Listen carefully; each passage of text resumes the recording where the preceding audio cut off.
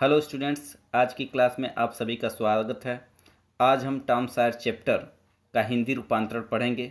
इससे पहले की वीडियो में हमने टॉम सॉयर चैप्टर की पहली कहानी का हिंदी रूपांतरण पढ़ा। आज हम टॉम सॉयर चैप्टर की दूसरी कहानी ए न्यू मेडिसिन फॉर टॉम का हिंदी रूपांतरण पढ़ेंगे। आइए देखते हैं Tom Sawyer A new medicine for Tom second story का हिंदी रूपांतरण।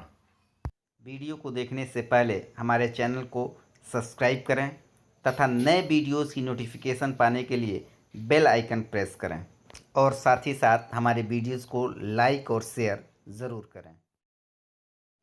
New medicine for Tom. Tom के लिए एक नई औषधि। Story seconds. Tom was not feeling well. He could not sleep as well as he used to. He could not eat as much he used to. He did not want to run away from school. Sometimes he did not want to play. He was troubled and sad.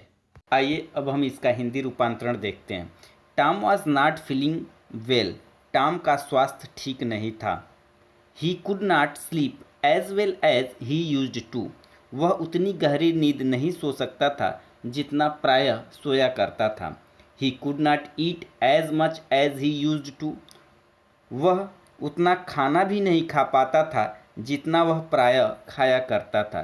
He did not want to run away from school. वह school से भागना भी नहीं चाहता था। Sometimes he did not want to play. और कभी कभी वह खेलना भी नहीं चाहता था। He was troubled and sad. वह परेशान और उदास था। Para The boy is ill, Aunt Polly thought. I must give him some medicine. Aunt Polly was fond of all kinds of medicines. She had a lot of books on this subject. Her newest idea was this. When a boy was ill, he must bath in cold water every day. ये इसका हिंदी रूपांतरण देखते हैं। The boy is ill. बालक बीमार है।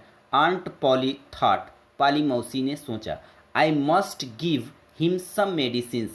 मुझे उसे कुछ दवाइयाँ देनी चाहिए। Aunt Polly was fond of all kinds of medicines. पाली मौसी को सब प्रकार की दवाइयाँ रखने का शौक था। She had a lot of book on this subject. वह इस विषय पर बहुत सी पुस्तकें रखी हुई थीं। Her newest idea was this. उनका नवीनतम विचार यह था कि when a boy ill, जब एक लड़का बीमार होता है, he must bath in cold water every day, तो उसे प्रतिदिन ठंडे पानी से नहाना चाहिए। Next para. And so every morning she made Tom stand outside in the yard. Then she threw ice cold water over him. After that she wrapped him in a wet sheet and made him lie in bed. Tom did not get better. He got worse. Aunt Polly tried a new idea.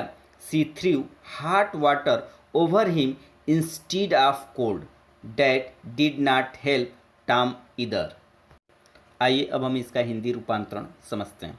And so every morning she made Tom stand outside in the yard.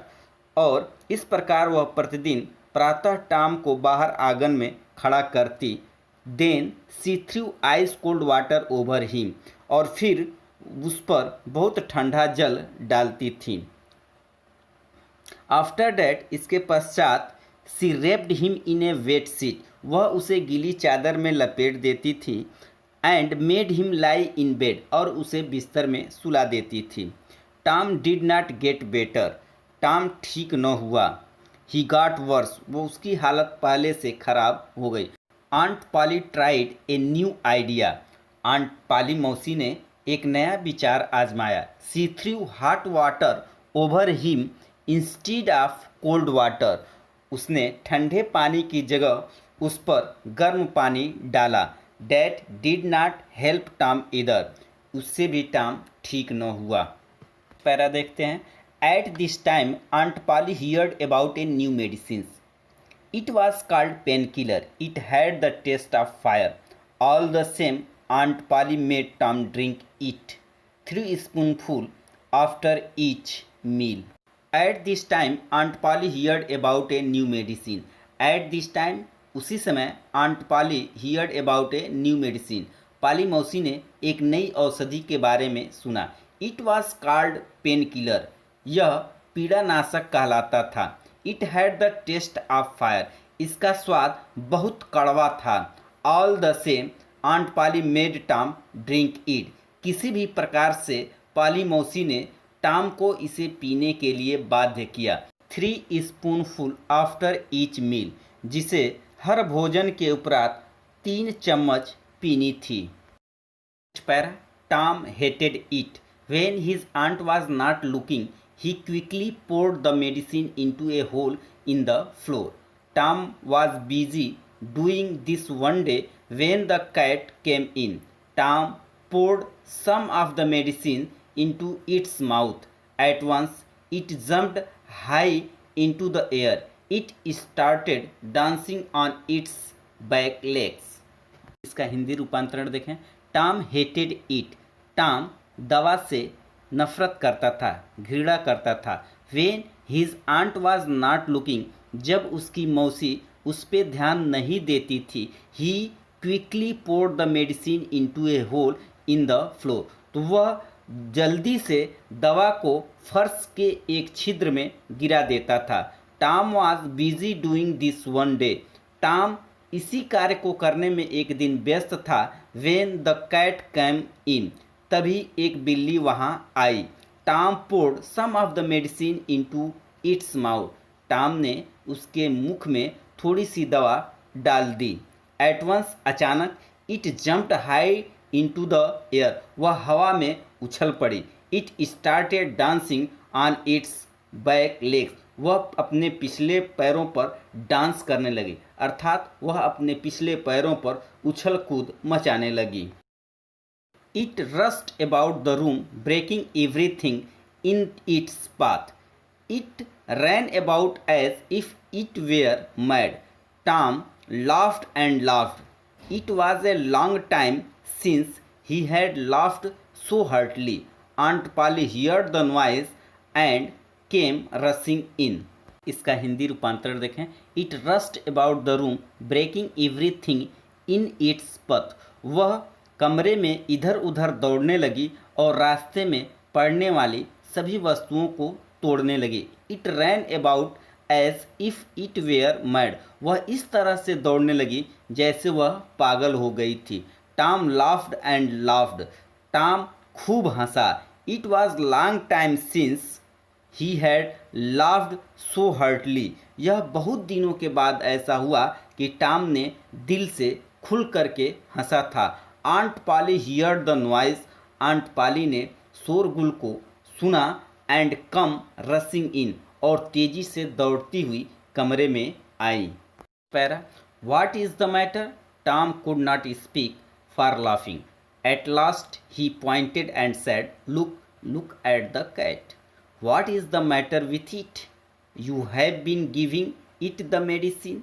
I don't know, said Tom, still laughing.